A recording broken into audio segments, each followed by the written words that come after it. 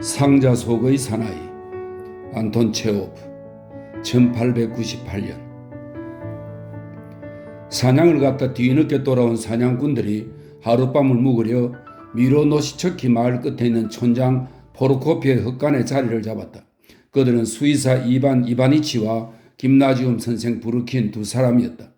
이반 이바니치는 그에게 전혀 어울리지 않는 침샤 기말라이스키라는 이상한 이중성을 쓰는 사람으로 현에서는 그를 그냥 이름과 부칭으로 불렀다.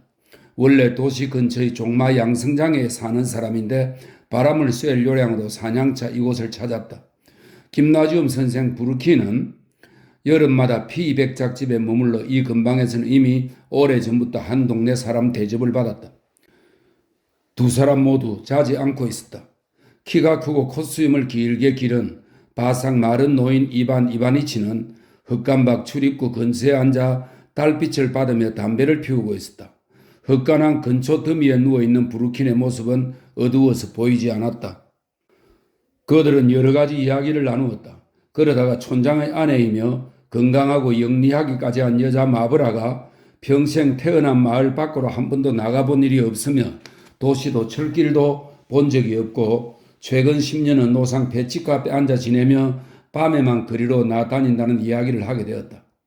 별로 놀라운 이야기도 아니죠. 부르킨이 말했다. 원래 본성이 고독해서 조개나 달팽이처럼 자기 껍질 속으로 기어들려는 사람들이 세상에 제법 많거든요. 어쩌면 이건 격세유전인 현상인지도 모르죠. 인간의 조상이 아직 사회적인 동물이 아니고 외롭게 자기 굴에 살던 때로의 획이라고나 할까요? 아니면 사람 성격의 일종인지도 모르죠. 누가 알겠어요? 난 자연과학을 공부한 사람이 아니니 자세한 내막이야 모르죠. 하지만 마브르 같은 사람이 드물지 않다는 이야기는 하고 싶네요. 멀리서 찾을 것도 없죠. 우리 도시에서 2달쯤 전에 벨리코프라는 그리스어 선생이 죽었어요. 제 동료였죠. 물론 그 사람 이야기를 들어보셨을 거예요. 날씨가 진짜 좋을 때도 항상 덧신을 신고 우산을 들고 꼭 소음으로 된 따뜻한 코트를 입고 다니는 걸로 유명했죠. 들고 다니는 우산도 우산집 속에 들어있고 시계도 잿빛 쇠물로 만든 시계집에 들어있고 연필 깎으리고 칼을 꺼낼 때 보면 그 칼도 조그만 칼집에 들어있었습니다. 항상 옷깃을 높이 세우고 다녀 얼굴도 상자 속에 들어있는 것처럼 보였어요. 검은 안경을 쓰고 스웨트를 입고 귀는 솜으로 틀어막고 마차에 탈 때면 마차 덮개를 올리라고 명령하곤 했죠. 한마디로 이 사람에게는 자기를 무언가로 덮어 싸리는 극복할 수 없는 열망이 있었어요. 그러니까 자기를 고립시켜 외부의 영향에서 지켜주는 상자를 만들고 싶어 했다고나 할까요? 현실은 항상 그 사람을 짜증스럽고 두렵고 근심스럽게 만들었어요. 어쩌면 자기의 이런 소심함, 현실에 대한 혐오를 감추기 위해 늘상 옛것, 존재하지도 않았던 것들을 찬양했는지도 모릅니다. 그 사람이 가르친 고대어들은 실은 진짜 현실로부터 도피해 숨었던 덫신이나 우산과 똑같은 거였죠. 그리스어는 울림이 있어 얼마나 아름다운지 모릅니다. 그는 달콤한 표정을 지으면서 이렇게 말하곤 했어요. 그리고 자기 말을 증명이라도 하려는 듯 눈을 가늘게 뜨고 손가락 하나를 쳐들고는 이렇게 말했죠. 안트로포스. 이 말은 그리스로 인간, 인류라는 뜻입니다. 안트로포스. 벨리코프는 자기 생각마저 상자 속에 숨기고 싶어 했어요. 그 사람은 무언가를 금지하는 상부의 명령서와 신문 기사만 명쾌하게 이해할 수 있었죠. 학생들이 저녁 9시 이후에 밖에 나가는 것을 금하는 명령서나 육체적인 사랑을 금하는 기사 같은 것은 그 사람한테 아주 분명하고 명쾌했어요. 금지되었으니 그걸로 끝인 거죠. 하지만 허락이나 허가에는 늘 무언가 의심스러운 요소가 들어있다고 생각했어요. 무언가 끝까지 말하지 않은 불분명한 게 숨겨져 있다고 느낀 거죠. 도시에서 연극 동아리나 독서실, 찻집을 허가했을 때 그는 고개를 저으며 조용한 목소리로 말했어요. 물론 그렇겠죠. 다 좋아요. 하지만 무슨 일이 생기지 않아야 할 텐데. 온갖 종류의 위반이나 일탈, 규칙 파괴 때문에 그 사람은 정말 절망감을 느끼곤 했어요. 사실 생각해보면 자기랑 아무 상관도 없는 일인데 말이에요. 동료 중 누군가 기도 시간에 늦거나 김나지움 학생들의 장난질에 관한 소문을 듣거나 여교사가 저녁 늦게 장교와 있는 걸 보면 그 사람은 너무너무 걱정하며 계속해서 무슨 일이 생기지 않아야 할 텐데 라고 말했어요. 교사 모임에서도 그 사람은 그런 조심성과 소심함 그리고 완전히 상자 속에 갇힌 생각들로 우리를 억압했어요. 남녀 김나지움에서 젊은 애들이 불량하게 행동하고 있으니 이 일이 상부의 귀에 들어가면 어떻게 될까? 무슨 일이 생기면 어떡하나? 그러니 2학년생 페트로프와 4학년생 예고로프를 제적하면 참 좋겠다는 등의 이야기를 늘어놓았죠. 그래서 어떻게 되었을까요?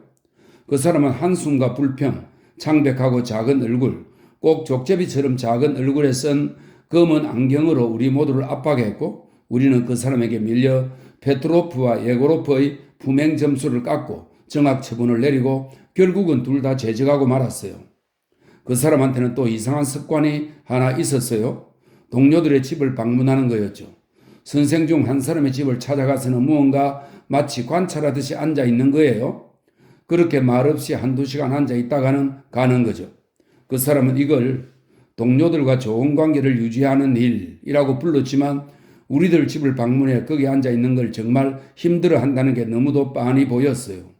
그 사람이 우리들을 방문한 건 오로지 그게 동료로서 자기 의무라고 생각했기 때문이었어요. 우리 선생님들은 그 사람을 두려워했어요. 심지어 교장 선생님도 그랬죠. 사실 우리 선생들은 그래도 자기 생각이 있는 반듯한 사람들이고 투르게네프나 셰드린의 작품으로 교육받은 사람들 아닙니까?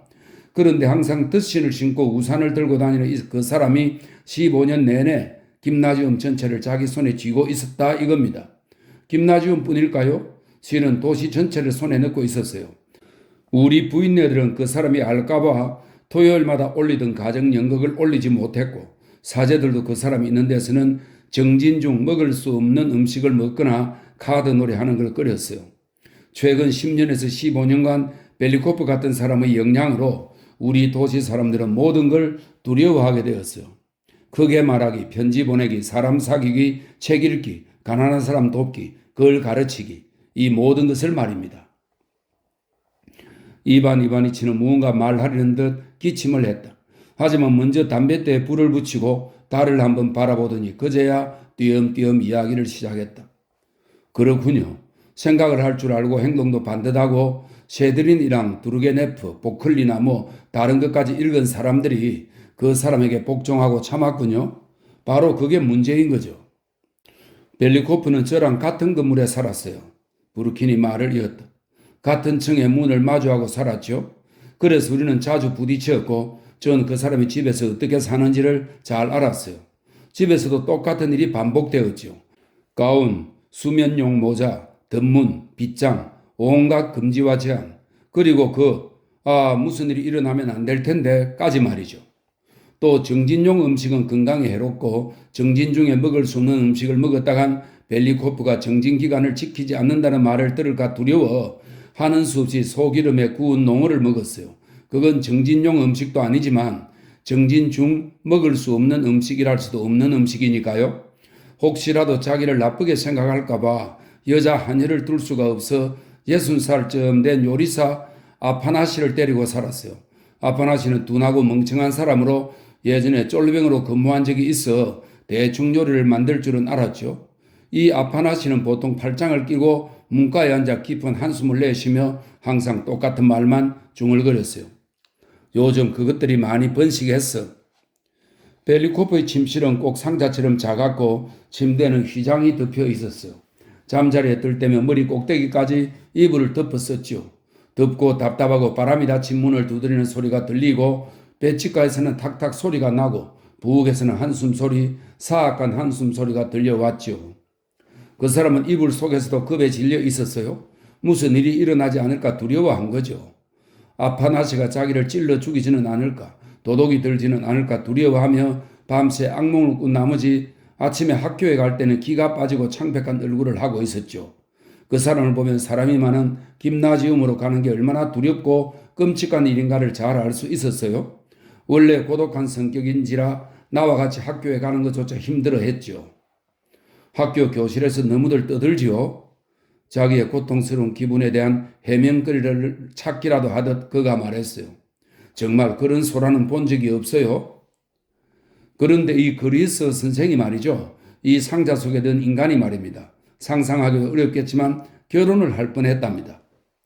농담하시는 거죠? 이반 이바니치가 갑작스레 흑간 쪽으로 몸을 돌리며 말했다. 아니요. 정말 이상하지만 그럴 뻔했다니까요. 우리 학교에 미하일 사비치 코발렌코라는 우크라이나 사람이 역사지리 선생으로 부임했어요. 그런데 그 사람이 혼자가 아니라 자기 누이 바렌카와 함께 왔죠. 젊고 키가 크고 그 얼굴에 엄청나게 손이 큰 사람인데 얼굴만 딱 봐도 목소리가 베이스 가수처럼 저음이란 걸 알 수 있는 그런 사람이었어요. 실제로도 커다란 술통에서 나온 것 같은 소리로 말했죠. 부, 부, 부. 누이는 이미 젊지는 않은 여자로 나이가 30쯤 됐죠.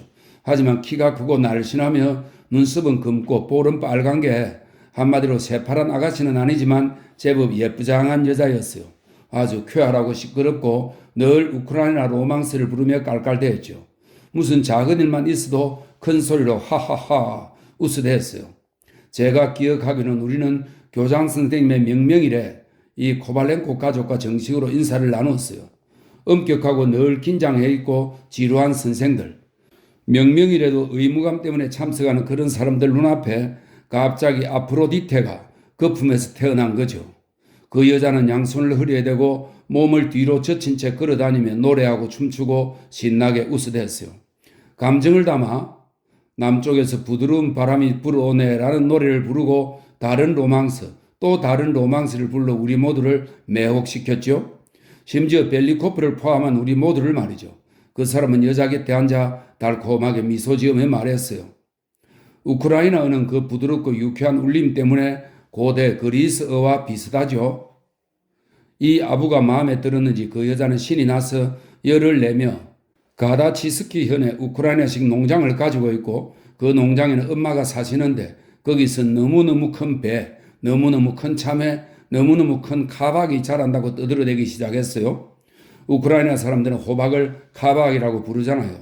그리고 붉은색과 푸른색 호박을 보르시로 끓이는데 너무너무 맛이 좋아 끝내준다고 이야기했죠.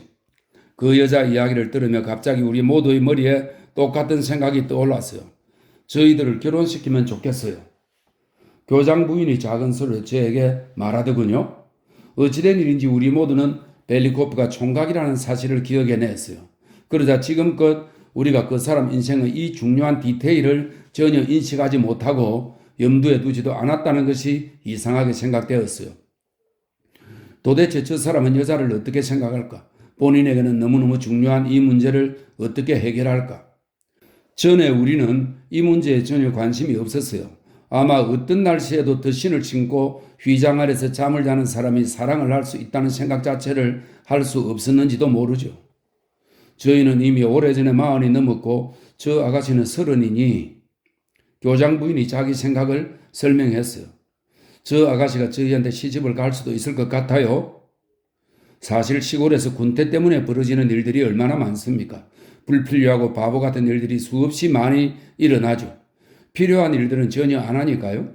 예를 들어 도대체 왜 우리가 기혼자라고는 상상하기도 힘들던 벨리코프를 갑자기 결혼시킬 결심을 했던 걸까요? 교장 부인, 장학사 부인, 그리고 우리 김나줌의 모든 여선생은 활기를 띠고 심지어 더 예뻐지기까지 했습니다. 갑자기 인생의 목표를 발견한 것처럼요. 교장 부인이 극장 특별석 표를 사요. 그래서 보면 그 부인의 특별석에는 바렌카가 너도 나도 들고 있는 부채를 들고 환한 얼굴로 행복한 듯 앉아 있어요. 그리고 그 곁에는 벨리코프가 마치 집에서 집게로 억지로 끌어내 온 듯한 모습으로 웅크리고 앉아 있는 게 보이죠. 또 제가 파티라도 열면 부인들은 벨리코프와 바렌카를 꼭 초대해야 한다고 성화드리죠. 한마디로 기계가 작동하기 시작한 겁니다. 바렌카도 결혼할 생각이 있는 것 같았어요. 동생네 집에서 사는 게 그다지 즐겁지는 않았거든요. 그 둘이 할 줄 아는 거라곤 온종일 서로 말다툼을 하고 싸우는 일밖에 없었으니까요. 예를 들면 이런 식이었죠. 키가 크고 건장한 끝다리 코발렌코가 거리를 걸어가요. 술을 놓은 셔츠를 입고 챙달린 모자에서 삐져나온 앞머리를 이마 위로 늘어뜨린 채 한 손에는 책더미를 들고 다른 한 손에는 옹이가 많은 나무로 만든 굵은 지팡이를 들고 말이죠. 그러면 그의 누이가 역시 책을 손에 들고 그의 뒤를 따르는 겁니다. 미하일, 그 책 안 읽었잖아. 그녀가 큰 소리로 시비를 겁니다. 내가 맹세할 수도 있어. 넌 그 책을 아예 안 읽었어? 내가 읽었다고 했잖아. 지팡이로 보도를 두드리며 코발렌코가 소리칩니다. 맙소사, 하나님 맙소사, 미하일, 난 원칙적인 이야기를 하는 건데 왜 화를 내지? 내가 읽었다고 했잖아. 코발렌코는 더 큰 소리로 고함을 칩니다. 집에서도 누가 오기만 하면 싸움이 벌어집니다. 아마 그런 삶이 지겨웠고 자기 둥지를 갖고 싶었겠죠? 물론 나이도 무시할 수 없었겠고요. 원대로 고를 시간은 전혀 없고 누구한테든 심지어 그리스 선생한테라도 시집을 가야 하는 상황이었던 거죠. 사실 우리 아가씨들 대부분은 누구한테든 시집만 가면 된다는 입장이니까요. 어찌되었건 바렌카는 우리의 벨리코프에게 명백한 호감을 보이기 시작했습니다. 그럼 벨리코프는 어땠을까요? 벨리코프는 우리들 집을 방문했듯이 코발렌코의 집도 방문했습니다. 거기 앉아서는 또 침묵하는 거죠.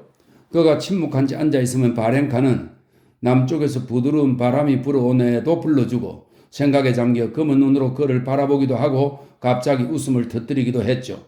하하하. 연애사에서 그리고 특히 혼사에선 곁에서 집요하게 바람을 넣어주는 게 아주 중요하죠. 모두들 그러니까 동료와 그 부인들도 결혼을 해야만 하고 결혼 말고는 그 인생에 남은 일이 아무것도 없다고 벨리코프를 설득하기 시작했습니다. 모두 그를 축하해주고 심각한 얼굴로 결혼은 매우 진지한 한 걸음이라는 등 속물적인 이야기를 늘어놓았죠. 게다가 바렌카는 예쁘장하고 재미있는 여자인데다 5등 문관의 딸이고 농장도 가지고 있으며 중요한 건 벨리코프를 진심으로 상냥하게 대하는 최초의 여자다. 뭐 이런 이야기를 한 겁니다. 그러자 그는 머리가 빙빙 돌기 시작했고 정말 결혼할 필요가 있다는 생각을 하게 되었죠. 바로 그때 그자에게서 드신과 우산을 빼앗았으면 되겠네요. 이바니치가 말했다. 근데 말이죠. 그게 불가능했다 이겁니다. 그는 자기 책상 위에 바렌카의 초상화를 세워두고 우리 집을 방문해서는 늘 바렌카와 가정생활에 대해 결혼은 진지한 한 걸음이라고 이야기했고 코발렌코의 집도 자주 찾아갔죠. 하지만 생활 방식만은 조금도 바꾸지 않았어요. 오히려 결혼하겠다는 결정이 무언가 병적인 영향을 미쳐서 그 사람은 여유고 창백해져 자기 상자 속으로 더 깊숙이 들어가 버린 것 같았습니다. 바르바라 사비시냐가 마음에 들어요. 그가 희미하게 어딘가 일그러진 미소를 지으며 말했습니다. 그리고 누구나 결혼을 해야 한다는 것도 압니다. 하지만 이 모든 게 그러니까 어떻게 너무 갑자기 일어나서 생각을 좀 해봐야겠어요. 생각할 게 뭐 있습니까? 내가 말했죠. 결혼하세요. 그럼 끝인데. 아니요. 결혼은 진지한 한 걸음이니 우선 제가 감당해야 할 의무와 책임의 무게를 재봐야죠. 나중에 무슨 일이 생기지 않게 말입니다. 사실 이 문제가 너무 걱정스러워서 요즘 밤새 한잠도 못 잡니다. 그리고 솔직히 말씀드리면 두려워요. 바렌카와 그 남동생은 생각하는 방식이 좀 이상하고요. 그러니까 좀 이상한 논리들을 펴고요. 성격도 아주 급하죠. 결혼하고 나서 이상한 상황에 빠지면 그게 뭐 좋은 일이겠어요? 그러고는 계속 청혼을 미뤄 교장선생 부인과 여선생들을 짜증나게 만들었죠. 하지만 계속해서 감당해야 할 의무와 책임의 무게를 재면서도 거의 매일 바렌카와 산책을 했어요. 아마 그 상황에서는 그렇게 해야 한다고 생각했던 것 같아요. 그리고 나를 찾아와서는 가정생활에 관한 이야기를 늘어놓았죠. 만일 갑자기 그 엄청난 스캔들이 일어나지 않았다면 짐작컨대 결국 청혼했을 거고 군태 때문에 또 할 일이 없어서 이루어지는 수천 건의 불필요하고 바보 같은 결혼 중의 하나가 성사되었을 겁니다. 참, 바렌카의 동생 코발렌코는 그들이 서로 인사를 나눈 첫날부터 벨리코프를 정오하고 참을 수 없어 했단 말씀을 드려야겠군요. 알 수가 없네요. 코발렌코가 어깨를 으쓱하며 우리에게 말하곤 했습니다. 저런 밀고자, 저런 혐오스러운 낯짝을 어떻게들 참아내시는지 알 수가 없어요. 아니, 여러분, 어떻게 이런 데서 사실 수가 있습니까? 여기 공기는 정말이지 숨이 막히고 끔찍해요. 여러분들이 정말 교육자고 선생입니까? 여러분은 그냥 철밥통 공무원이에요. 여기는 학문의 전당이 아니라 풍기 단속반이고 경찰서처럼 시커먼 냄새가 풍겨요. 아니요, 여러분. 여기서 여러분과 조금 더 지내고 내 농장으로 떠나겠어요. 거기서 깨를 잡고 우크라이나 사람들이나 가르치는 게 낫겠단 말입니다. 전 떠날 테니 여기서 여러분의 유다랑 지내세요. 그런 놈은 배가 터져 죽어야 됩니다. 이러지 않으면 눈물이 날 정도로 웃고 또 웃다가 때로는 묵직한 저음으로 때로는 삑삑거리는 가는 소리로 양팔을 벌리며 묻곤 했습니다. 도대체 왜 우리 집에 와서 앉아 있는 걸까요? 뭐가 필요해서? 앉아서 멀뚱멀뚱 보기만 하면서. 그는 심지어 벨리코프에게 피 빨아먹는 거미라는 별명도 지어주었습니다. 당연히 우리는 코발렌코에게 누이 바렌카가 이 피 빨아먹는 거미에게 시집가려 한다는 이야기를 하지 못했죠. 어느 날 교장 부인이 그 사람에게 그의 누이가 벨리코프처럼 모두의 존경을 받는 중요한 인물과 결혼하면 좋겠다는 암시를 했을 때 그는 인상을 쓰고 이렇게 으르렁대었습니다. 나랑은 상관없는 일입니다. 원하면 그런 괴물에게 시집 가라지요. 전 남의 일에 끼어드는 걸 좋아하지 않았어요. 이제 벨리코프의 일이 어떻게 되었는지 말씀드리죠. 어느 날 웬 장난꾸러기가 풍자화를 끓였습니다. 더신을 신은 벨리코프가 바지를 걷어올리고 우산을 쓴 채 걸어가고 바렌카가 벨리코프의 팔짱을 끼고 따라가는 그림이었죠. 그리고 아래에는 제목도 적혀 있었어요. 사랑에 빠진 안트로포스. 정말이지 놀라울 정도로 딱 들어맞는 제목이었죠. 이걸 그린 예술가가 분명 하루 저녁에 후딱 그리고 만 것이 아닌 게 남녀 김나지움 선생들, 신학교 선생들, 그리고 관료들까지 모두가 이 그림을 한 장씩 받았거든요. 벨리코프도 받았죠. 벨리코프는 이 풍자화를 너무너무 고통스럽게 받아들였어요. 우리가 집을 나서 걸어가는데 그러니까 그게 바로 5월 1일 일요일이었어요. 선생과 학생들이 모두 김나지움 근처에 모여서 도보로 근교 숲으로 가기로 약속한 날이었거든요. 집을 나서는데 보니 벨리코프가 먹구름보다 음울한 모습으로 새파랗게 질려 있더군요. 정말 사악하고 나쁜 사람들 아닙니까? 이렇게 말하는 그의 입술이 떨렸어요. 벨리코프가 가엾다는 생각까지 들었으니까요. 그렇게 가고 있는데 갑자기 코발렌코가 자전거를 타고 이쪽으로 오고 있는 게 아니었어요. 그리고 코발렌코 뒤에는 완전히 녹초가 되어 얼굴은 빨개졌지만 기분이 좋은 바렌카가 역시 자전거를 타고 신나게 달려오고 있었죠. 바렌카가 소리쳤어요. 우리는 먼저 갈게요. 날씨 참 좋죠. 정말 끝내주게 좋은 날씨예요. 그러고는 둘 다 사라져갔죠. 우리의 벨리코프는 파랗던 얼굴이 하얗게 변해서 그 자리에 얼어붙은 듯 서 있었어요. 가던 길을 멈추고 나를 보며 말했죠. 도대체 저게 뭐죠? 그가 물었어요. 아니면 제 눈에 뭐가 잘못된 겁니까? 김나지움 선생과 여자가 자전거를 타고 다니는 게 점잖은 행동입니까? 점잖지 못할 건 또 뭡니까? 내가 말했죠. 건강에 유의하니 타라고 하십시오. 어떻게 그럴 수가 있단 말입니까? 내 태연한 반응에 놀라며 벨리코프가 물었다. 무슨 말씀을 하시는 겁니까? 그는 너무나 질린 나머지 가던 길을 멈추고 집으로 돌아가 버렸습니다. 벨리코프는 다음날 내내 신경질적으로 손을 비비며 깜짝깜짝 놀라곤 했습니다. 얼굴만 봐도 몸이 좋지 않다는 걸 알 수 있었죠. 그리고 난생 처음으로 수업 중에 조퇴를 하고는 집으로 갔습니다. 점심도 먹지 않았어요. 완연한 여름 날씨였는데도 저녁 무렵에 옷을 더 따뜻하게 챙겨 입고는 가까스로 코발렌코네를 찾아갔습니다. 바렌카는 집에 없었고 동생이 그를 맞았습니다. 앉으시죠. 코발렌코가 눈썹을 찌푸리며 차갑게 말했습니다. 그는 막 잠에서 깬 얼굴이었고 점심을 먹고 쉬려던 차라 기분이 아주 좋지 않았어요. 벨리코프는 10분쯤 말없이 앉아있다가 입을 열었습니다. 마음이 좀 편해지고 싶어서 여기 왔습니다. 정말 너무 힘듭니다. 웬 풍자 작가가 우리 두 사람 모두에게 가까운 한 여인을 아주 우스꽝스럽게 그렸어요. 일단 그게 저랑은 전혀 상관없는 일이라는 말씀을 드려야 할 것 같았어요. 그런 비웃음을 받을 만한 어떤 빌미도 준 적이 없습니다. 오히려 매사에 아주 점잖게 처신했습니다. 코발렌코는 불만스러운 얼굴로 말없이 앉아 있었습니다. 벨리코프는 잠시 기다리다 슬픈 목소리로 조용히 말을 이었습니다. 그리고 또 한 가지 드릴 말씀이 있습니다. 저는 이미 오래전부터 교사 생활을 하고 있습니다. 선생은 최근에 일을 시작하셨고요. 그래서 연장자로서 선생께 주의를 좀 드려야 할 것 같아서 말씀드립니다. 선생께서는 자전거를 타고 다니시는데요. 그건 젊은이들을 가르치는 교육자에게는 전혀 격에 맞지 않는 오락입니다. 도대체 왜 그렇죠? 코발렌코가 가라앉은 목소리로 물었습니다. 도대체 이게 설명할 여지가 있는 일입니까? 미하일 사비치? 그걸 모르시겠단 말인가요? 선생이 자전거를 타고 다니면 학생들은 어찌해야 합니까? 학생들이 제대로 된 행실을 배울 수 있겠습니까? 상부에서 허락한 일이 아니면 하면 안 되는 겁니다. 어젠 전 정말 경악했습니다. 당신 누이를 보았을 때는 눈앞이 캄캄해지는 것 같았습니다. 여인네들이나 여학생들이 자전거를 타다뇨. 그건 정말 끔찍한 일입니다. 도대체 뭐가 필요하신 겁니까? 저한테 필요한 건 딱 한 가지입니다. 미하일 사베치. 당신께 주의를 드리는 겁니다. 아직 젊고 미래가 창창한데 아주 조심해서 처신하셔야 합니다. 그런데 결근이 너무 잦으세요. 너무 잦아요. 게다가 술을 넣은 셔츠를 입고 항상 거리에서 무슨 책을 들고 다니더니 이제는 자전거까지 타고 다니지 않습니까? 당신과 누이가 자전거를 탄다는 이야기가 교장 선생님 귀에 들어가고 그 다음엔 학구 주임님 귀에 들어가면 좋을 게 뭐가 있겠습니까? 나랑 누이가 자전거 타는 일에 관심 있는 사람은 아무도 없습니다. 코발렌코는 이렇게 말하고는 얼굴이 붉어졌습니다.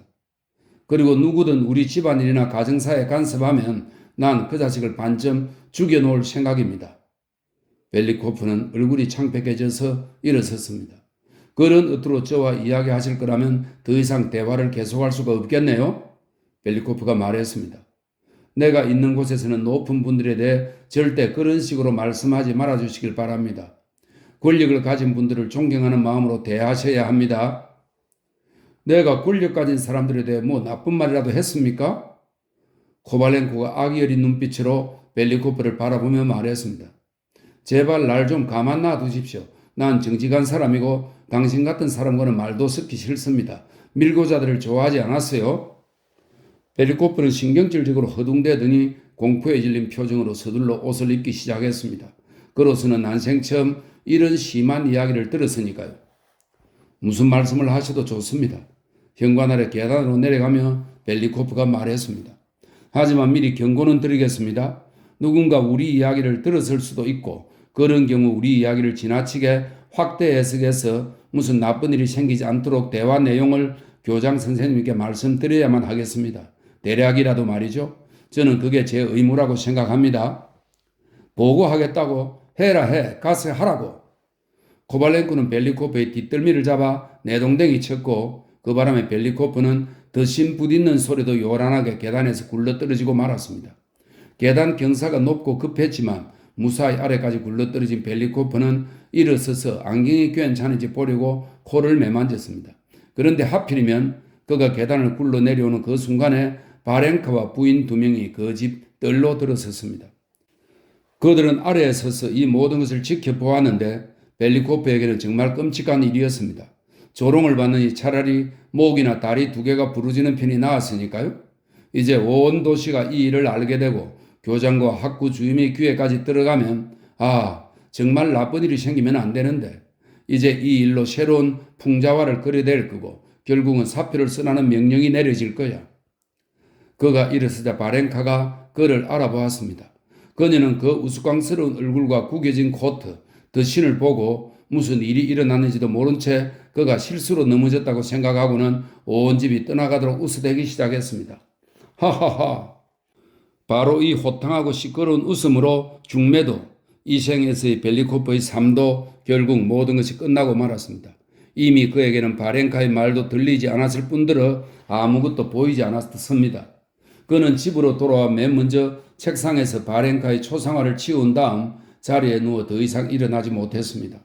사흘 정도 지나 아파나시가 우리 집에 와서 나리에게 무슨 일이 일어나고 있다면서 의사를 불러야 하는 게 아닌지 물었습니다. 저는 벨리코프에게 가보았습니다. 그는 이불을 덮어쓴 채 휘장 아래 아무 말 없이 누워 있었습니다. 질문을 해도 네, 아니요로만 답할 뿐 아무 소리도 내지 않았습니다.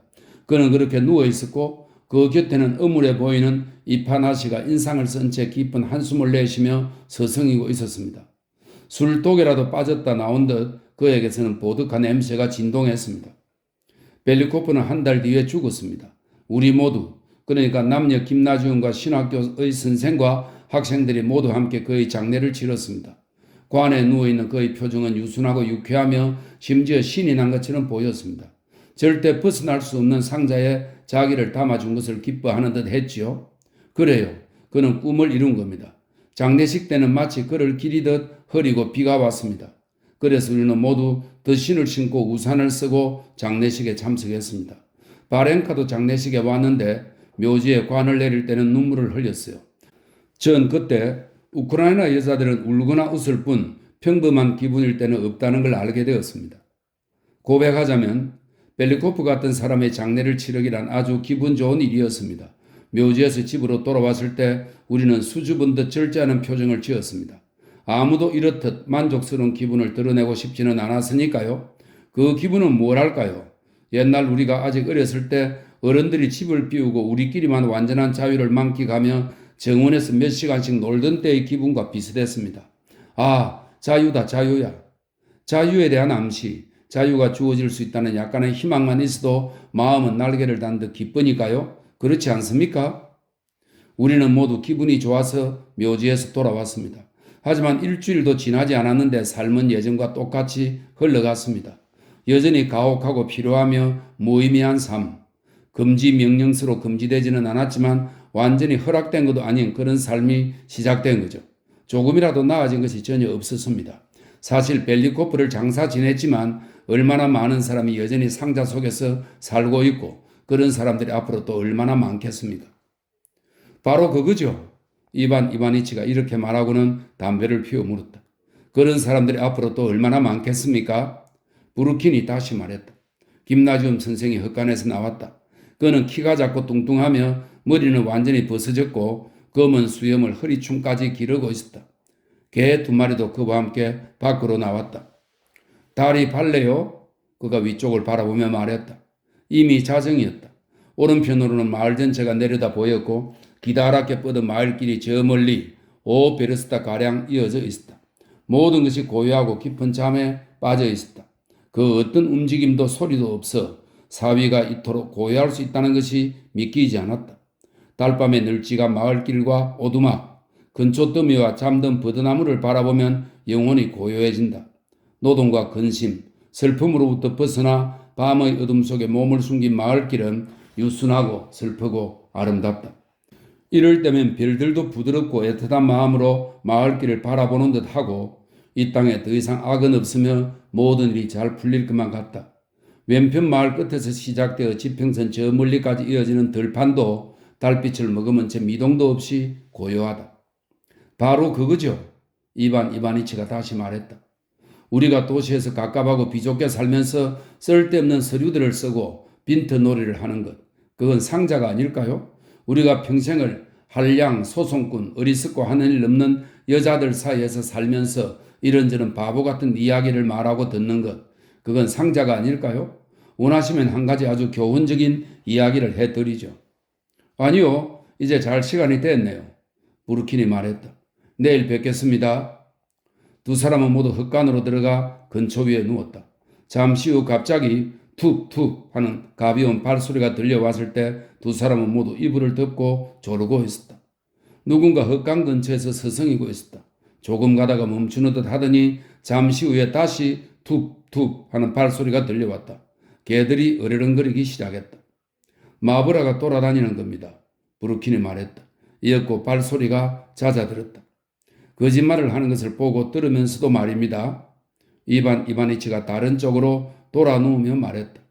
그 거짓말을 참기 때문에 바보란 소리를 듣는 겁니다. 모욕과 경멸을 견디면서 자기가 정직하고 자유로운 인간편에 속한다는 것을 당당하게 선포하지 못하고 자기도 거짓을 말하고 미소를 짓는 거죠. 그리고 그게 다 빵 한 조각, 머물 수 있는 따뜻한 방구석, 한 푼의 값어치도 없는 거지 같은 관직 때문인 거죠. 아니요, 더 이상 그렇게 살 수는 없습니다. 그건 또 다른 얘기죠. 이반 이바니치 선생이 말했다. 잡시다. 10분쯤 지나자 부르키는 이미 잠들었다. 하지만 이반 이바니치는 이쪽 저쪽으로 돌아놓으며 한숨을 쉬었고 결국은 일어나 다시 바깥으로 나가 문 곁에 앉아 담배를 피워 물었다.